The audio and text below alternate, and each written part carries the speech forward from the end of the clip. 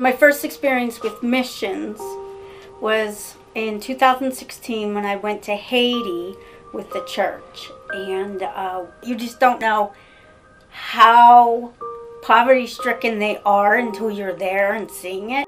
Children with no shoes on, with clothes that were dirty and holy, and their homes were just nowhere near anything like what we have here. It wasn't until like a year and a half later that I actually felt the tug, like to go into missions full time. I went home and I was sitting on my couch, just like crying, and I was like, and all I heard, "Trisha, I got you." And I'm like, I know, but I'm scared. And the scripture that came to my mind was Joshua 1, "Be strong and courageous. Have I not told you? Be strong and courageous. Do not be afraid."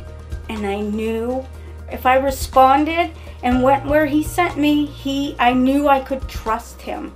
Finally, in December of 2020, Jesse and Jake from Overland Missions, our missionaries with them, came to church and spoke from stage, and I knew that's how I was going to get to Africa. And I spent 3 months in Zambia with Overland as part of their advanced mission training. I see now that it's not me. God gave me the words. All I had to do was obey and step out of my comfort zone, and he was with me and guiding what I was saying. And I mean, there were people coming to know the Lord for the first time ever, hearing about Jesus, and people being healed from back pain and headaches, and people, a young girl was healed. She was deaf and mute all her life, and we prayed over her, and she heard for the first time, like legit heard somebody moving behind her, and turned to look at what is that noise. And then she said the first words, and it was Twilumba, which is thank you in Tonga.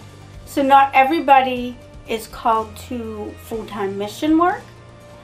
There's something that God is calling you to do, and he's not going to say go do something and then just leave you there.